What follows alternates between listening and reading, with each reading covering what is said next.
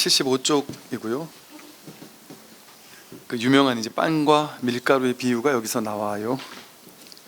모든 것은 이제 지난 시간에 얘기를 했죠. 모든 것은 부처님 일 아님이 없는데 어찌 생각을 거둬 좌선해야 하겠는가. 일거수일투족, 우리가 살아가고 있는 일거수일투족, 이 모든 것이 불사다 그렇게 했어요.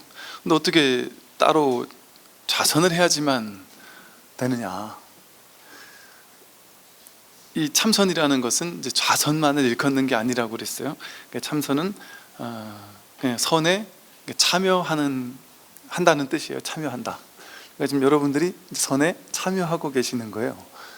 근데 우리 생각에는 나는 앉아가지고 한 10시간씩 앉아 있는 것도 아니고, 여러분 화두 타셨나요? 타셨습니까? 안 타셨습니까? 화두를 보통 큰 스님들한테 화두 탄다 그러잖아요. 여러분 화두를 받았을까요? 안 받았을까요? 화두를 받았어요? 안 받았어요? 화두를 받았다니까요. 왜 화두를 받았냐? 여러분 여기 나오는 이유가 뭐예요?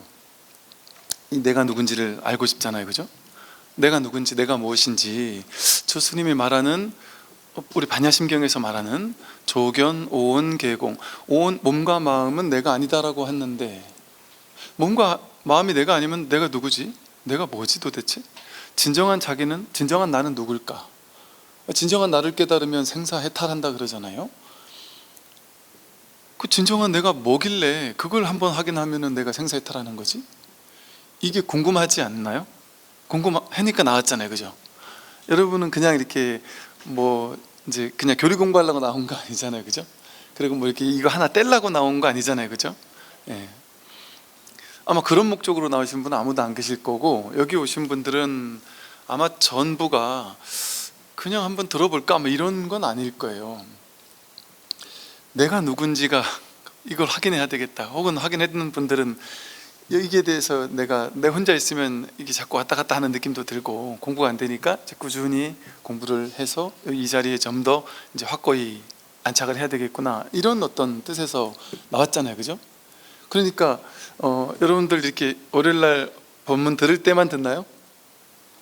평소에도 듣죠? 근데 문득 자주 이 법문 들어야지 하는 생각이 나지 않나요? 나죠, 그죠? 그리고 아침에 눈 딱 뜨면 바로 틀죠. 예, 그렇게 된다니까요. 그리고 잠잘 때도 틀어놓는단 말이에요, 어쨌든. 그리고 뭔가 틈나면 청소할 때도 설거지할 때도 뭔가 왜 트냔 말이에요. 이 재미없는 거, 이 노래 우리 뭐예요, 인기가요 탑10에 드는 노래도 아닌데 왜 자꾸 듣고 싶냐 말이에요. 그게 내 마음속에 궁금함이 사무쳐서 그래요. 너무 궁금해서, 너무 알고 싶어서 그래요. 너무 깨닫고 싶어서 그래요. 그러니까 그냥 밥을 먹다가도 멍해진단 말이에요. 뭘까? 그 스님이 뭘 얘기를 하는 걸까? 딴 사람들은 도대체 이 도반들이 뭘 지가 확인했다고 저렇게 저러는 걸까? 나는 왜 이걸 모르는 거지? 이게 늘 함께 있다는데 이게 뭘까? 늘 궁금하단 말이에요. 늘 깨닫고 싶단 말이에요. 알고 싶단 말이에요. 모르겠으니까 꽉 막혀 있단 말이에요. 와, 진짜 모르겠네 이거.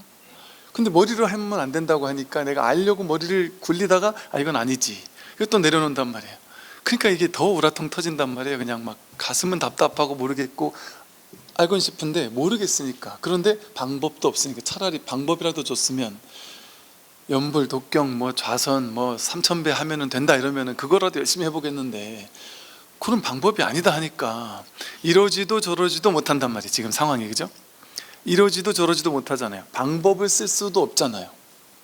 그런데 내가 답은 내고 싶단 말이에요. 그러니까 이것도 할 수 없고 저것도 할 수 없으니까 어쩔 수 없이 그냥 법문에 귀 기울이는 것밖에 내가 할 수 있는 게 없잖아요, 지금. 그러니까 내가 정말 궁금하잖아요. 깨닫고 싶잖아요. 그게 바로 내가 누구지? 진정한 내가 누구지? 불성이라는 게 뭐지? 견성, 성품을 확인한다는 게 뭘까? 이 궁금하잖아요. 이게 이목고라는 화두가 들려있는 거예요. 이것이 무엇인가? 여기서 말하는 이게 도대체 뭐냐 하는 게 근데 궁금한데 이걸 머리로 궁금해, 이건 화두라고 안 한단 말이에요. 화두는 그냥 온몸으로, 온 존재로, 그냥 가슴으로 그냥 깝깝한 이 궁금함이죠. 머리로 해결하려는 의도가 없는 궁금함이란 말이에요. 그냥 가슴이 깝깝해서 이러지도 저러지도 못하고 진도를 나갈 수도 없고, 그렇다고 내가 백할 수도 없고, 어떻게 진짜 우라통이 터지는 거죠. 왜냐하면 뭔가 열심히 하라 해서 될 것 같으면 열심히라도 하겠는데, 이건 열심히도 할 수 없어요. 열심히 한 달 해봐야 그냥 계속 열심히 법문 듣는 거 외에는. 왜 법문을 왜 듣겠어요? 법문을 듣고 싶어 듣는 것도 아니에요. 이 법문이 그냥 옹옹옹 거리고 있을 수도 있어요. 그냥 이게 내가 듣는 건지 안 듣는 건지도 모르고. 왜 법문 내용에 관심 있는 게 아니라 이 법문에서 가리키는 바, 그걸 확인하고 싶은 그 궁금함이 더 크니까. 그게 말하자면 그게 이제 초기 선불교에서는 그렇게 해서 깨어나게 했단 말이에요. 근데 이걸 이제 나중에 선불교가 나중에 좀 이제 후기로 가면서 이제 사람들이 이거 집에 가서도 할 수 있는 좀 수행 방법 좀 알려주세요 하니까 어쩔 수 없이, 야, 옛날 선사 스님들이 그렇게 법문을 했을 때 사람들이 꽉 막혀 있었다, 그 상태가 돼야 된다, 그러니까 그걸 인위적으로 만들 수 있는 방법이 없을까. 그래가지고 나중엔 이먹고 화두 들어라 하고. 왜 이랬을까? 왜 무 이랬을까? 왜 손가락을 들었을까? 왜 뜰 앞에 잣나무 이랬을까? 그거 한번 사무쳐 궁금해 봐라 이랬단 말이에요. 근데 이런 설명도 없이 맥락도 없이 화두 주십시오, 화두 타러 왔습니다. 그래? 아유 훌륭하다. 뜰 앞에 잣나무 들어? 알겠습니다. 이러고 집에 가면 뭐지? 나는 뜰 앞에 잣나무는 도대체 왜 들어야 하는 것이며, 뜰 앞에 잣나무를 왜 그러는 걸까? 뜰 앞에 있는 뭐 참나무나 소나무는 안 되나? 이게 왜 해야 되는 건지 뭘 모른단 말이에요. 그건 화두 탔다고 그러지 않아요. 저희가 왜 궁금해 되는지도 모르고, 그러니까 대부분 화두 탔습니다 이러는데 궁금하지가 않아요. 화두는 탔다 그랬는데 그 궁금함에 사무치지가 않는단 말이에요. 아침에 눈 뜨면 법문 듣고 싶단 말이에요. 그게 왜 그래요? 눈 뜨면 법문 듣고 싶은 게 아니라 눈 뜨면 이게 확인하고 싶은 거예요. 그러니까 할 게 없으니까 법문 듣는 거지. 그러니까 화두가 제대로 들린 사람 어떤 상태냐면 눈만 뜨면 이게 궁금한 거예요. 그러니까 가나산에서 화두 딱 들은 사람은 화두를 받았는데 정말 화두가 딱 들린 사람이란 말이에요. 내가 이먹고 이게 뭔지 정말 궁금한 사람이란 말이에요. 그럼 그 사람은 거기선 방법이 뭐예요? 여기서는 법문 듣는 건데 쉽게 말하면 거기선 방법이 뭐예요? 앉아가지고 이먹고 하는 거란 말이에요. 그러니까 계속 앉아 있는 거죠. 가나산에서는 그게 그 방법이니까. 근데 사실은 초기 가나선을 말씀하신 주창하신 대선사는 그렇게 앉아 있어야 된다 이런 얘기 안 했단 말이에요. 밀어붙여라 이런 얘기 안 했단 말이에요. 정신적으로 밀어붙이는 거지 몸으로 밀어붙이는 게 아니란 말이에요 이게. 그러니까 이게 사실은 이런 입장에선 가나선이 쉽지 않은 걸 수도 있단 말이죠. 그리고 좀 오해의 소지가 있을 수 있단 말이죠. 그런데 이제 바른 스승이 있어서 바르게 또 이렇게 한다면 또 좋은 방법이죠. 그러니까 여러분이 생각하기에, 여러분 나는 가나선 안 하는데, 나는 가나선 화두가 안 들려 있는데, 이게 자기 생각이에요. 이게 안 들려 있으면은 이 법문 이렇게까지 들을 수가 없어요. 들을 필요도 없고, 여기 이렇게 법문대로 나올 이유가 없어요. 여러분이 이 귀한 시간 하루 거의 다 잡아먹는 거 아니에요. 이럴 일이 없다니까요. 뭐하러 이러겠어요. 화두가 들려 있는 거라니까요. 몰라서 그렇지. 화두가 다 들려있단 말이에요. 그래서 대선사는 화두가 들린 상태에서는 어떻게 하느냐? 그냥 버텨라 이랬어요. 그 화두, 벽과도 같잖아요. 뭔가 뚫리지 않을 것 같은 은산 철벽에 갇힌 것 같다. 이건 내가 도저히 죽어도 뚫어낼 수 없을 것 같은 벽에 갇힌 것 같잖아요. 이러지도 저러지도 못하고 이쪽으로도 못 가고 저쪽으로도 못 가고 은산 사방이 철벽으로 둘러쳐져 있어서 내가 그 어떤 짓을 해도 이거는 죽어도 못 뚫을 것 같단 말이에요. 여러분 그렇지 않아요? 죽어도 답을 내지. 딴 사람들은 깨달았다는데 나는 죽어도 안 될 것 같아. 그런데 그렇다고 해서 포기도 못해. 그러니까 그냥 이 벽에 갇힌 채 버티는 거 아니에요 지금. 그러니까 할 게 없으니까 지금 법문 들으면서 그냥 꽉 막힌 채 버티고 있는 거 아니에요. 그게 화두가 들려있는 거다 말이죠. 그게 선에 참선하고 있는 거란 말이에요. 여러분이 꼭 참선을 앉아서만 하는 게 아니에요. 그래서 진짜 선에서는 언제 참선하라 그래요? 행주자와 어묵 동정 간에 늘 참선이라 된단 말이에요.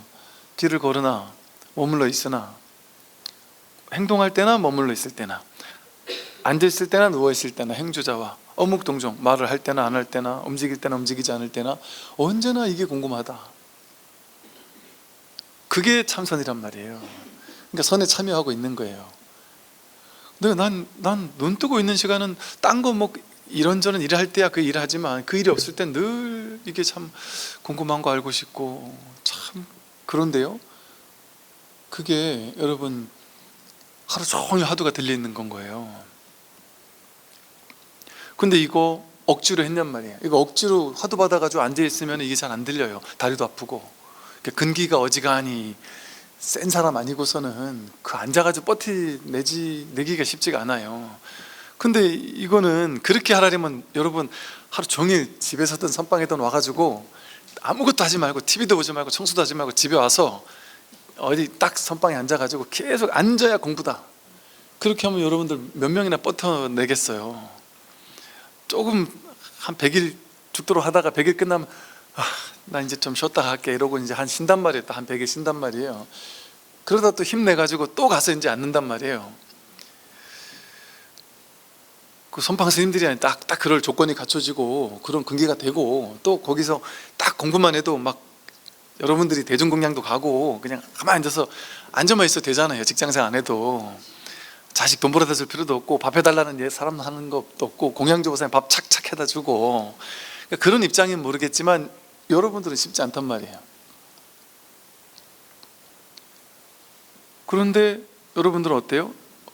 밥도 하고 빨래도 하고 친구도 만나고 약속도 잡고 애들 학교 뒷바라지도 하고 남편 뒷바라지도 하고 직장 있는 사람 직장에도 갔다가 할 거 다 한단 말이에요. 그러면서 공부하잖아요. 놀라운 점은 공부하기 아주 잘 갖춰져 있는 조건, 여러분들이 지금 만약에 100일 동안 어디 선원에 들어가서 아무것도 안 하고 핸드폰 다 뺏고 아무것도 안 하고 오로지 이 공부만 하라고 여러분 딱 밀어넣잖아요. 버틸 수 있을까요? 이거 계속 매진할 수 있을까요? 솔직히 여러분 아침부터 막 신심 나가지고 막 법문 듣다가, 오전에 막 열심히 법문 듣다가 점심 먹고 나면 지치지 않아요? 그러면 이제 노래도 듣고 싶고 TV도 보고 싶고 친구랑 만나 수다도 떨고 싶고 이러지 않아요? 그러면 또 서너 시간 가서 할 거 한단 말이에요. 집안 청소도 하고 이것저것 하고, 그러다 보면 또 너무 놀았나 싶기도 하고 뭔가 되게 궁금하기도 하고, 그러니까 또 법문 듣고 이렇게 좀 쉬었다 하다 이러잖아요. 그러니까 오래 가잖아요. 이게 그냥 끝끝내 참아서 인욕바람 일만 중요한 게 아니라 이게 정진할 수 있는 게 중요한 거예요. 그냥 끝끝내 내가 이렇게 막 정진하는 게 중요하지, 너무 강렬하게 몰아붙여가 금방 꺾이는 것보다는 내가 일상생활 하면서 하는 거야. 난 언제나 할 수 있다. 이거 생사했다. 내 문제니까, 이거는 불교 문제가 아니라 내 문제니까 이건 나는 죽을 때까지 해야지. 이런 어떤 확고부동한 그 발심, 어떤 서원이 있다면, 그건 나는 다른 건 자신 없는데, 진짜 잘할 자신 없는데 나는 끝끝내 죽을 때까지 이거 해낼 자신은 있다. 그 사람이 진짜 잘하는 사람이라니까요. 단시간에 몰아붙이는 거 잘하는 사람, 그게 진짜 잘하는 건 줄 알았단 말이에요. 우리 백일기도 뭐 이런 거 있잖아요. 이런 거 안거 때 딱 몰아붙이고 안거 딱 끝나면 이제 또 뭐 이러는 거보다 그냥 안거가 따로 있습니까 여러분? 네, 안거죠. 네, 궁금한데.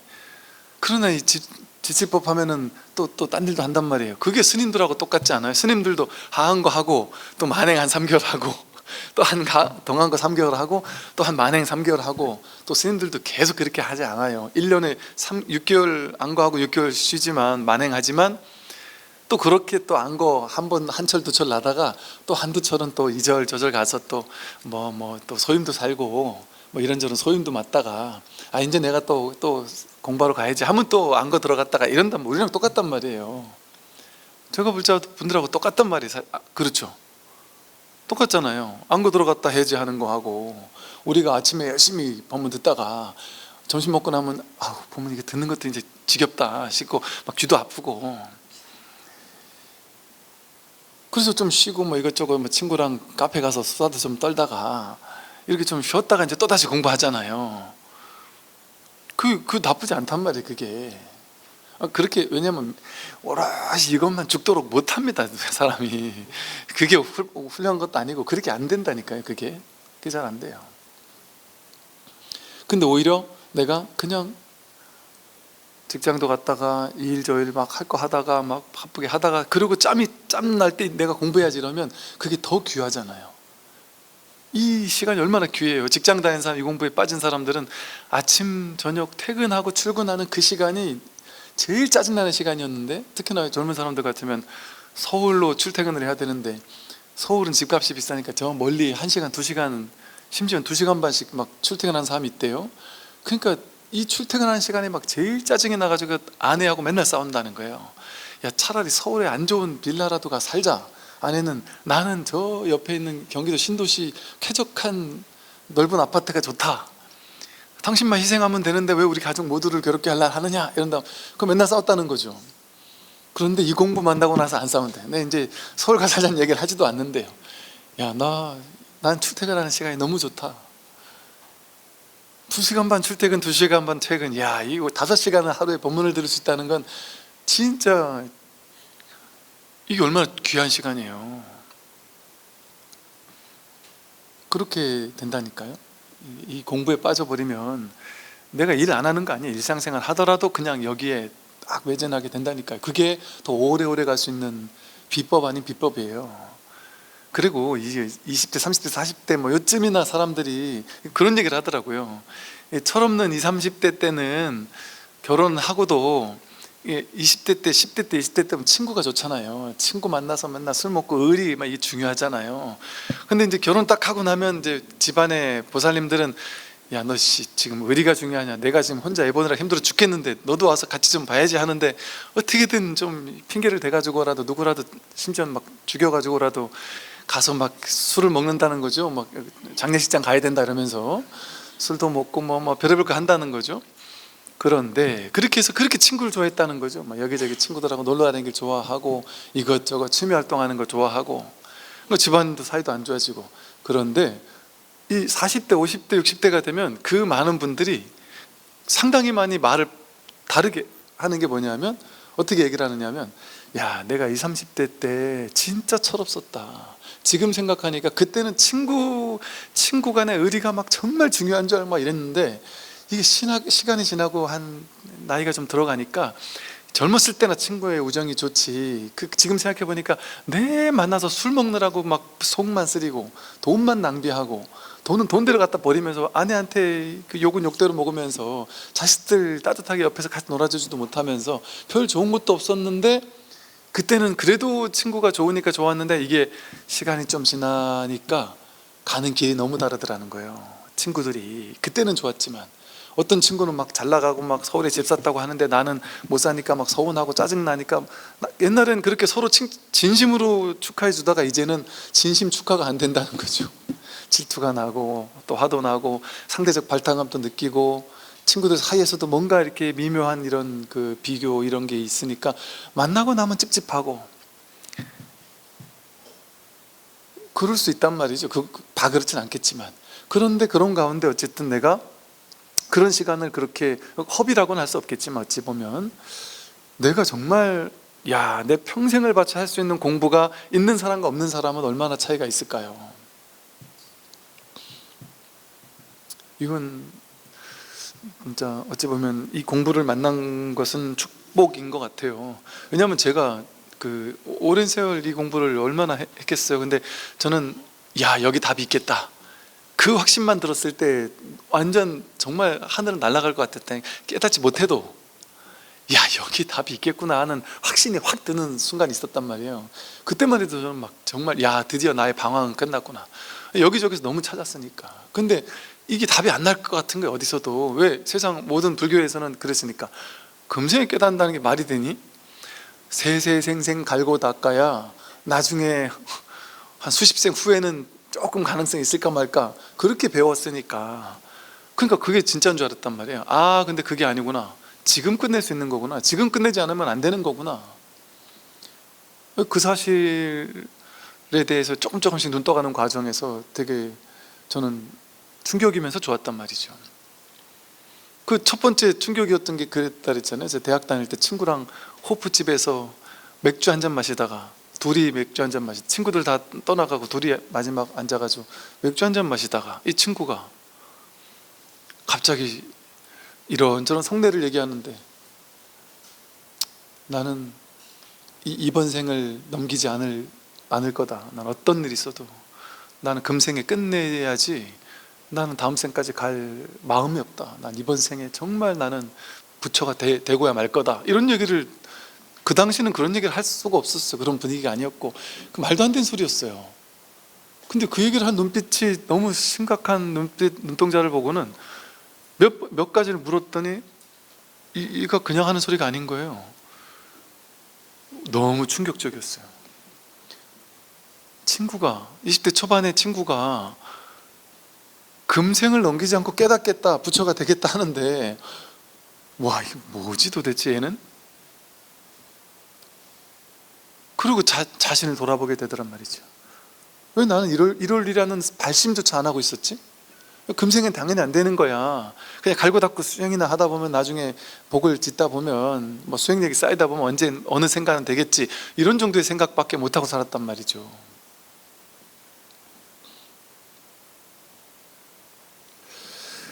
그런, 참 이런 발심을 하는 것만으로도, 그러니까 경전에서 무수히 많이 나오는 게 뭐 방법 얘기 안 나와요. 그냥 발심 얘기만 계속 나오지. 발안역따라 삼맥삼보리 계속 나오잖아요. 금강경에 수행 방법 나옵니까? 그냥 발안역따라 삼맥삼보리만 나와요. 그리고 불법을, 이 사국의 불법의 핵심이 담긴 가르침을 수지 독송하고 위인연설해라, 이런 얘기만 나온다. 그걸, 수지가 뭐냐면 그냥 외워라 이런 얘기가 아니라 내가 진짜 가슴으로 그걸 확 받아들여라, 이 소리거든요. 이 법을 가슴으로 정말 확 받아들여라, 그게 수지예요. 그리고 독송이라는 거는 내가 늘 이거밖에 생각 안 나. 그게 염이에요.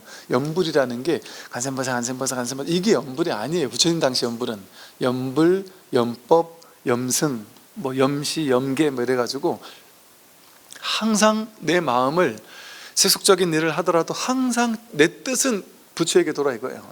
내가 이거밖에 모르겠다. 이게 불법승 삼보, 내가 진짜 내 근원으로 돌아갈 자리, 여기에 대한 간절함, 이것뿐이다 하는 게 진짜 염불이거든요. 근데 그걸 지금은 이제 왜곡해가지고 관세음보살 많이 하는 걸 염불이라고 이렇게 생각이 된 거죠. 초기 경전에 다 그렇게 나오거든요.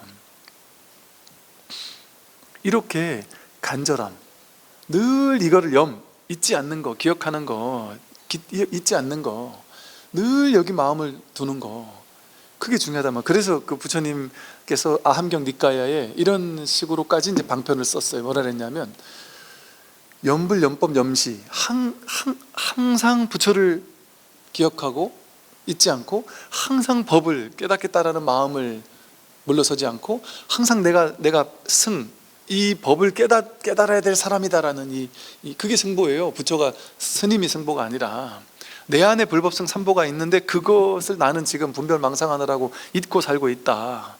근데 진짜 내 안에 불법성 삼보가 내 안에 진짜 확 드러나게 하려면, 그래서 내가 열반에 들려면, 해탈하려면 항상 염불, 염법, 염시를 해야 되는데, 항상 염불, 염법, 염시를 잊지 마라 하면서, 아무리 무서운 상황을 만나도, 나를 죽이겠다고 찾아오는 사람을 만나도, 뭐 산골에 지나가다가 아주 무서운 짐승이 나를 덮쳐오는 상황이 처하더라도, 어떤 무섭고 두렵고 괴로운 상황에 처하더라도 그 순간 항상 염불, 염법, 염시를 잊지 않으면, 그 경계에 휘청거리면서 내가 끌려다니기보다는 그 순간 나도 모르게 이 불법성 삼보의 어떤 위신력 같은, 이 생각으로 어떻게 해야 될까 막 이런 우왕좌왕하는 게 아니라 생각을 탁 내려놓고 그냥 부처에게 모든 걸 확 맡겨버리는 그런 상태가 된단 말이죠. 그러면 그게 이제 법화경에 관세음보살 보문품에도 나온 얘기예요. 너희들이 강가에서 떠내려가서 죽을 것 같을 때, 도둑제가 와가지고 너희를 죽이려고 할 때, 누가 칼을 들고 나서 너를 죽이려고 막 뛰쳐올 때, 그럴 때라도 관세음보살을 염하면 거기서 벗어나게 된다. 그런 식의 방편이 그 초기 경전 거기서 나왔단 말이에요. 그 원천은 그거였어요. 늘 내가 이 불법, 내가 본래 부처라는데 내가 왜 부처일까? 이 부처가 도대체 뭘까? 이 궁금함, 그 그걸 늘 염화한단 말이에요. 늘 잊지 않고 있단 말이에요. 늘 염하고 있다. 360 하루 내내.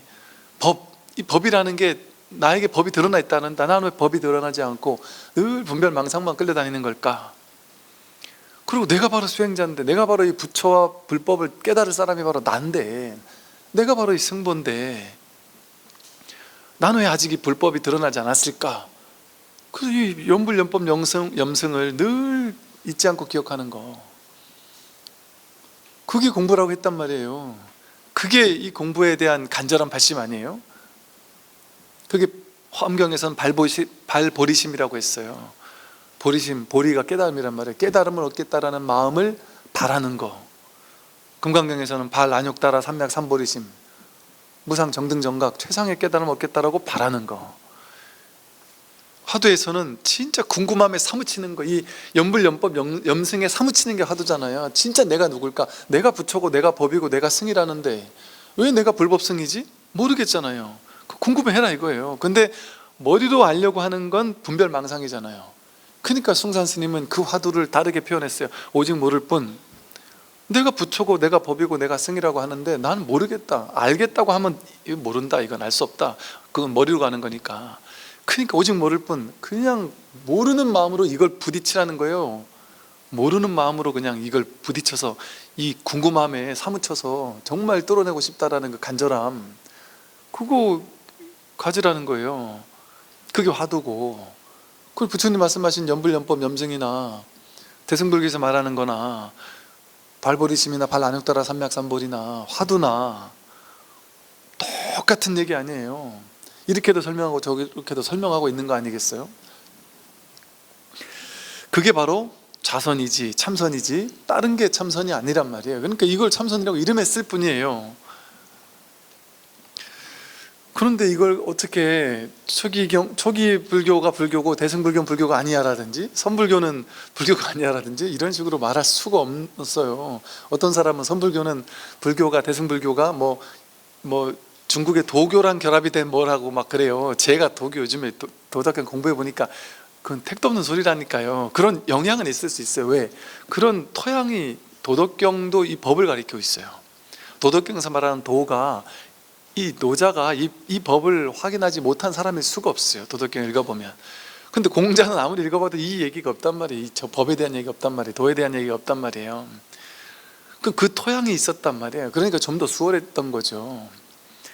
근데 이걸 확인하고 보면은 정말 똑같은 얘기라니까요. 석가모니 부처님 말씀하신 얘기랑 대승불교랑 선불교랑 똑같은 얘기라니까요. 근데 머리로 공부한 사람은 다 분별하는 공부하니까 듣도 보도 못한 얘기를 하고 있단 말이에요. 회통이 안 되는 거예요. 그러니까 대소승이 선불교가 머리로 하게 되니까 다르잖아요. 이것과 저것이 어떻게 다른지 연구하는 게 학자잖아요. 초기 불교와 대승불교가 어떻게 다른지, 대승불교가 선불교가 어떻게 다른지에 대해서 따져가는 그 분별을 잘하는 게 학자잖아요. 그러니까 학자라고 다 잘못했다는 게 아니라 그러니까 너무 학자적 마인드만 가지고서는 이게 맞다 틀리다 거기에 속는 거예요. 속는 거. 이거는 이 불법은 회통할 필요가 없어요. 그냥 내가 억지로 회통하려고 애쓸 필요가 없는 거예요. 그러니까 이거는 본래 이 하나뿐인데 뭐 어떻게 회통을 해요. 회통할 필요가 없는 그냥 너무 당연한 얘기인데 회통하려고 애쓰는 것 자체가 모른다는 거예요. 그냥 애쓸 필요가 없어요. 그냥 너무 자연스럽게 초기 경전의 말씀과 대승불교의 말씀과 선어의 말씀이 너무 다르지 않은 얘기인데 어떻게 이걸 뭘 회통을 해요. 그건 늘 똑같은 얘기인데. 성문은 시끄러움을 싫어하고 고요함을 구하니 마치 밀가루를 버리고 빵을 구하는 것과 같다. 성문, 이제 여기서 성문이라는 거는요 뭐냐면 성문영각보살 이러잖아요.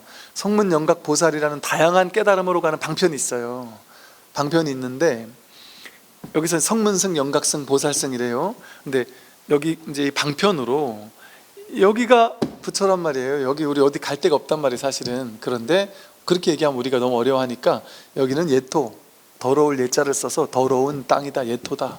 근데 저쪽에 정토, 깨끗한 피안, 정토가 있다. 그래서 이 예토에서 저 피안으로 정토로 건너가야 되는데 건너가려면 그 중간에 고해바다가 있다, 강이 있다. 그 고해바다를 건너갈 때 뭘 타고 가야 되지 않느냐. 그래서 탈승자를 쓴 거예요. 뭐 배를 타고 가야 된다. 성문승, 법문 듣다 깨닫는 이렇게 이런 배를 타고 갈 수도 있고, 연각승, 석가모니 부처님께서 깨달은 것처럼 혼자 그냥 뭘로 깨달은 거예요. 연기법을 깨달아서 이치를 깨달아서 건너갈 수도 있고, 이렇게 부처님도 연각승인 거예요. 어찌 보면 부처님은 연각승이에요. 부처님은 홀로 연기법을 깨달아서 탁 깨달았잖아요. 그리고 부처님 제자들은 다 성문승이에요. 부처님 본문 듣고 깨달았잖아요. 그러니까 성문승, 연각승이 나쁜 게 아닌 거라니까요. 부처님하고 부처님 제자들, 직제자들, 초기 불교의 그 당시 방편을 얘기한 거예요. 그리고 대승불교의 방편은 보살승, 보다 많은 사람을 깨어나게 해주고 보다 많은 사람에게 복을 베풀고 이런 걸 통해서 또 갈 수 있는 방법이 있다. 이렇게 대승불교에서 보살이 가는 방법, 초기 불교에서 말하는 이 아라한들이 깨닫는 방법 있단 말이죠.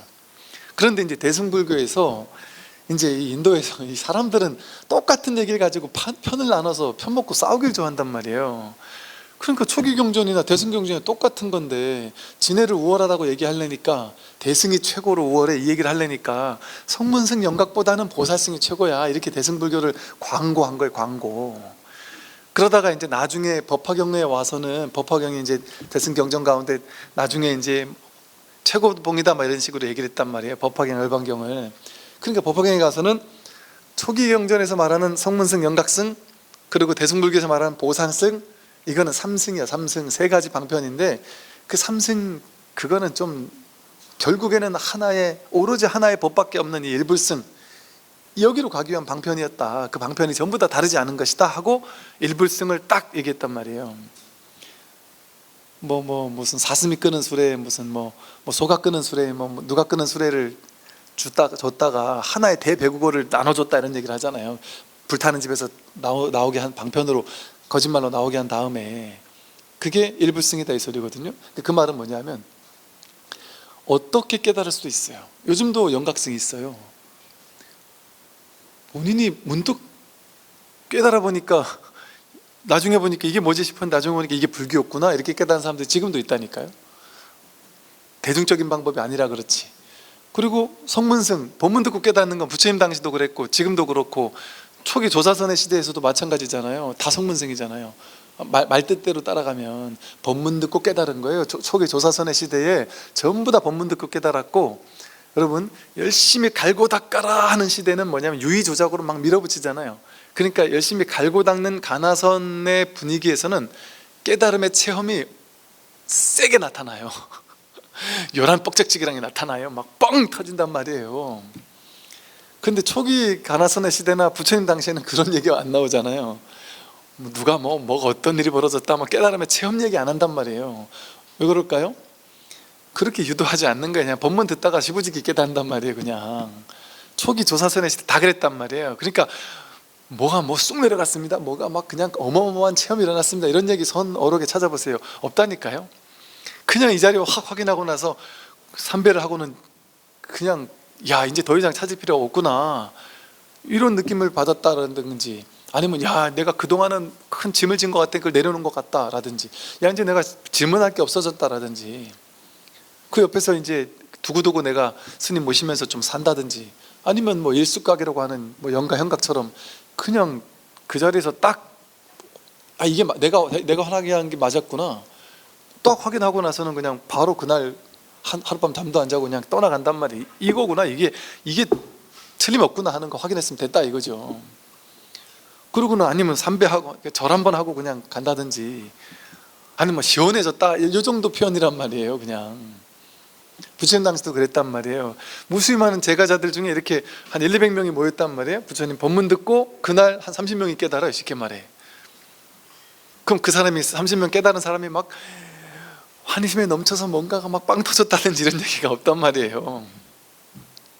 그럴 일이 아니란 말이에요. 이게 너무 심심한 거라, 너무 당연한 거라서 그럴 일이 아니에요.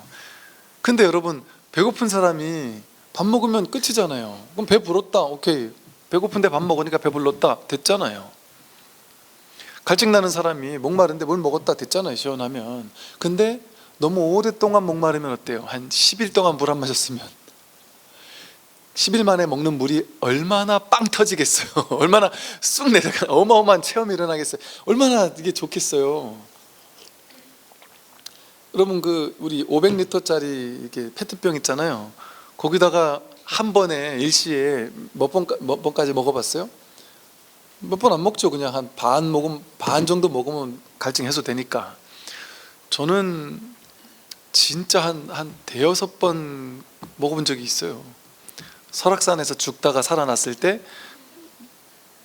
계곡 물소리 듣고서 귀가 번뜩여서 죽다가 살아나서 계곡물을 만나가지고 그 페트병, 쪼그라든 페트병에다가 담아서 맞고 담아서 먹고, 이게 계속 들어가더라고요. 너무너무 갈증이 나니까. 얼마나 빵 터졌겠어요. 저는 그때 그 물을 만나고 나서 나 죽다 살아난 딱 그 기분이었다니까요. 오랫동안 죽도록 갈증이 났었으니까. 그거랑 똑같잖아요. 인과잖아요. 인강부잖아요. 어떤 조건이었냐에 따라서 결과가 다르게 나타나요. 그리고 괴로움이 큰 사람일수록 그 이 체험이 감동적이란 말이에요. 큰 체험이 일어나고. 그래서 사람에 따라서도 정신적으로 큰 힘든 게 있었다든지, 정신적으로 뭐 좀 우울증이라든지 뭔가 많은 힘든 게 있었다든지, 어릴 때 뭔가 막 큰 트라우마 같은 것들이 막 어떤 숙제가, 과제 같은 어떤 이런 게 있었다든지, 아니면 몸으로 어떤 좀 안 좋은 게 찾아와서 뭐 큰 병을 앓았다든지, 그런 사람들이 이 공부를 하다 보면 공부 과정에서, 이게 깨달음이 아닌데도 불구하고 그 과정에서 나도 모르게 막 뭐랄까, 몸과 마음에 대한 어떤 변화, 막 어떤 재조정 같은, 뭔가 몸이 막 떨린다든지, 법문을 듣기만 해도 뭔가 막 찌릿찌릿하다든지, 뭔가 모를 막 나도 모르는 이게 막 이상한 현상 같은 게 일어나는 사람들이 있을 수 있어요. 그러니까 내버려 두면 돼요. 그냥 그거는. 근데 완전 멀쩡하고 건강한 사람 같은 경우는 나는 왜 아무렇지도 않을까, 왜 난 아무 변화가 없을까, 이럴 수도 있단 말이에요. 그게 오히려 더 건강할 수 있어요. 그러니까 어떤 게 이렇게 돼야 된다거나 저렇게 된다라는 어떤 그런 기준이 없습니다. 그게 오해란 말이에요. 방편에만 치우쳐 있던 시대가 너무 오래됐다 보니까, 이게 천년 만에 만난 공부라니까. 그러니까 어찌 보면, 왜 지난 천년 동안 초기 선불교는 약간 없어졌었으니까요. 그리고 오히려 후기 가나선이 나름 좀 더 막 더 밀어붙이는 가나선으로 조금 이렇게 바뀌면서, 밀어붙이는 선만 불교계 안에서 이게 불교야, 이게 선이야, 이렇게 알아왔단 말이죠. 이 초기 선불교가 다시 주목하게 된 게 불과 얼마 안 됐어요. 여러분, 니까야라는 경전이 진짜 부처님 초기 경전이잖아요. 니까야라는 경전이 이 세상에 나타난 것도 얼마 안 됐어요. 불과 얼마 안 됐어요. 100년도 안 됐어요. 그것도 동양에서 먼저 발견한 게 아니에요. 프랑스인지 영국인지 탐험대가 인도 탐험하다가 만났거든요.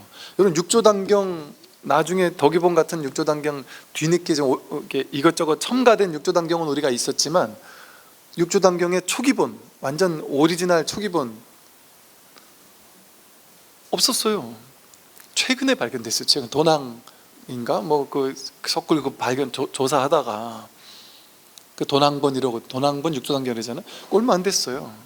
이와 비슷하단 말이에요. 이 진짜 초기 선불교도 우리가 제대로 발견한 지 얼마 안 됐죠. 사실 요즘에 뭐 동남아, 뭐 미얀마, 스리랑카, 뭐 아니면 뭐 태국, 뭐 온갖 곳에서 우리 불교만이 초기 불교, 석가모니 부처의 찐 불교다 이러면서, 우리 것만이 진짜다 그러면서 이제 막 우리를 현혹시켜서 우리나라 동아시아 사람들이 전부 다 야 진짜 불교 만나러 가자 이래가지고 막 다 너도 나도 미얀마로 떠났잖아요. 윗바사나 배우러. 솔직히 톡 까놓고 얘기하면 그게 어떻게 초기 불교이겠어요.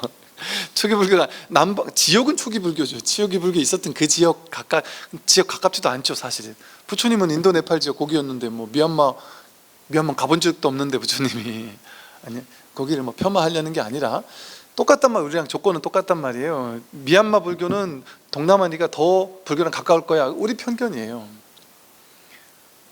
똑같지. 그냥 니까야는 오히려 동남아에서 발견한 게 아니라 저 서양에서 발견했다니까요. 그쪽에서 먼저 번역됐다니까요. 그래서 논문도 훨씬 많아요. 그런 발견에 대한 논문도 훨씬 많고. 그래서 동양 사람들이 지금은 미국, 유럽으로 불교 배우러 간다니까요. 왜? 그 전적이 훨씬 더 많으니까. 거기서도 그게 그냥 아함경 니까야 뭐 이런 거 보고서 거기서 나름 최근에 어떤 스님들이 자기 나름 자기 나름으로 이제 그걸 이렇게 좀 그 구현한 방편을 만들어낸 그런 그 윗바사나예요. 그 진짜 석가모니 부처님 윗바사나라기보다는 지금 자기 식대로 약간 변형된 거죠. 그걸 어떻게 오리지널이라고 하면서 대승불교를 그거는 진짜 불교 아니다, 한 번 걸른 거다 이렇게 얘기할 수 있냔 말이에요. 본인 것도 몇 번 걸른 거란 말이에요. 물론 이제 저 남방불교 윗바사나 하는 스승들 가운데도 이 깨달음의 안목이나 책들을 들여다봤을 때, 야, 이분은 진짜 제대로 깨달은 분이구나 하고 안목이 갖춰진 채로 그 윗바사나 설하는 분들도 계셔요. 근데 그거를 어지간한 사람들 알아볼 안목이 없다니까요. 그 똑같이 윗바사나 스승들의 다양한 단체들 있잖아요. 그 스승들의 오리지널한 그분들이 쓴 책만 봐도 이 딱 어느 정도 보인다니까요. 그 안목들이. 그리고 그 안목에서는 대승, 소승, 선이 다르지 않아요. 그 윗바사나 하는 게 다르지 않아요. 같은 얘기를 하고 있어요. 같은 얘기를. 이거 그냥 선인데? 쉽다니까요. 말을 그냥 윗바사나라고 하고 있지만, 그러니까 그런 이렇게 근원에서는 다르지 않아요. 그런데 우리가 그런데 이제 대승불교에서는 성문승, 영각승, 보살승을 선양하기 위해서, 대승을 선양하기 위해서 성문승, 영각승은 대승불교권에서는 아주 폄하를 해요. 근데 거기서 폄하하는 거는 사실은 부처님과 부처님 직계제자가 했던 그 성문승, 영각승을 폄하하는 게 아니고, 부파불교 사람들이 성문승, 영각승이라고 치는 거예요. 부파불교에 매진되어 아주 폄하해 있는 사람들, 천착해 있는 사람들, 그런 사람들이 너희들은 성문승이고 영각승이다 이렇게 해서 폄하하는, 소승불교를 폄하하는 용어, 부파불교를 폄하하는 용어로 쓴 게, 부파불교의 수행자는 성문승과 영각승이다, 이렇게 시대가 바뀌면서 용어가 오염됐어요. 그래서 부파불교 수행자들은 머리로만 공부했단 말이에요. 체험이 없고 깨달음이 없고 심지어 수행도 없이 머리로만 공부했다 보니까 그런 수행자들을 성문승, 영각승이라고 했단 말이에요. 근데 영각승은 부처님이 연기법 깨달아서 영각승이니까 영각승 하기는 좀 욕먹기 쉽잖아요. 그러니까 욕할 때, 어리석은 수행자를 욕할 때 맨날 대명사처럼 나오는 게 성문승이에요. 그게 부파불교 수행자를 얘기해요. 그래서 여기서도 그런 얘기예요. 성문승은, 그러니까 제대로 공부를, 이 공부에 대해서 진짜로 하지 않는 수행자는 이 소리예요. 여기서 말한 성문승은 시끄러움을 싫어하고 고요함을 구한다. 부파불교 수행하는 사람들은 정말 이게 시끄러운 데서 못하고 고요한 데서 하는 거겠어요? 그거는 치우친 거죠. 만약에 그런 거라면 이거는 스님들만 할 수 있는 거예요. 선방에 있는 스님들만 할 수 있고 우리는 못하는 거예요. 그죠? 부처님도 어때요? 부처님 제자들은 할 수 있는데 제가자들은 못하는 거예요. 이게 진짜 그런 거라면. 왜냐하면 제가자들은 일상생활 속에 있고 시끄러운 속에 있고, 부처님 제자들은 고요한 곳에 있을 수 있잖아요.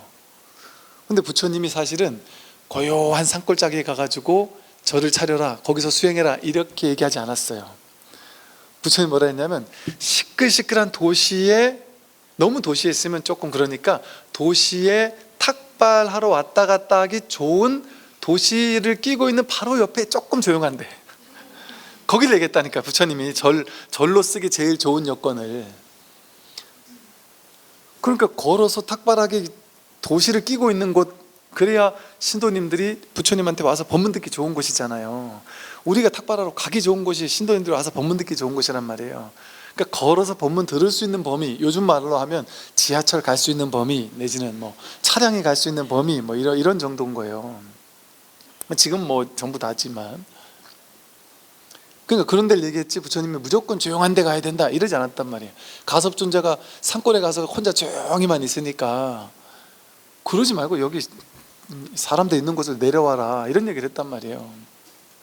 그래서 부처님 당시에 절은 전부 다 시대를 끼고 있었어요. 가장 큰 절이 어디 있어요? 인도의 제일 큰 도시가 마가다국 코살라국이었잖아요. 마가다국의 수도, 코살라국의 수도에 제일 큰 절이 있었잖아요. 기원정사, 중림정사가. 그러니까 절은 그런 데 위치했단 말이에요. 그냥 고요한 데만 있지 않았단 말이에요. 왜? 부처님은 가만히 고요한 데 앉아만 있어라 이런 얘기 한 적이 없으니까. 그거는 요가 수행자들이 좋아한 거예요. 요가 수행자들이. 그러니까 고요한 데만 좋아하고 시끄러운 데 싫어하는 것, 그건 진짜 공부가 아닙니다, 사실은. 그런데 가나선이라는 것이 이제 나중에 가나선이 대예스님은 그렇게 얘기한 적이 없어요. 근데 나중에 가나서니 앉아가지고 화두를 들고 앉아가지고 밀어붙여야 된다, 이런 것으로 바뀌면서 그때부터 이제 선방은 산골짜기 해가지고 거기 이렇게 앉아야 된다, 이렇게 약간의 의아에는 오해가 있었던 거예요.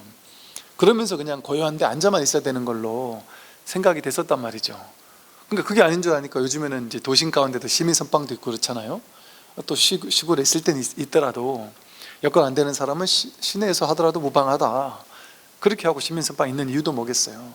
그게 이 본질과 다르지 않아서 그런 거예요. 그래서 이 시끄러움을 싫어하고 고요함만을 구하는 수행자, 그 사람을 쉽게 말해서 탓하는 거예요. 그 둘로 나눈 거 아니에요. 고요함과 시끄러움을 둘로 나눠가지고 고요함을 취하고 시끄러움을 버리겠다는 거 아니에요. 그건 불이법이 아니잖아요. 시끄러운 가운데 고요하지 않은, 여러분 시끄러운 가운데 고요하지 않은 이 마음은 늘 여여하잖아요. 막 지하철 속에서 우당탕 거리고 시끄럽고 사람들 제잘제잘 거리는 소리가 막 나는 그 순간에도 자기 본 마음은 늘 고요하단 말이에요. 여기서 그 모든 소리가 드러나고 있으니까 막 생각으로 막 생각이 죽을 것처럼 막 올라오는 그 순간에도 생각이 올라오고 있는 그 바탕은, 그 생각은 시끄럽지만 생각이 올라오는 그 바탕이 시끄럽냔 말이에요. 늘 고요한, 그래서 이 시끄러운 가운데 고요하다는 이걸 확인해야 된단 말이에요. 그거는 오히려 고요할 때보다 시끄러울 때 더 문득 확인하기가 쉬울 수도 있단 말이죠.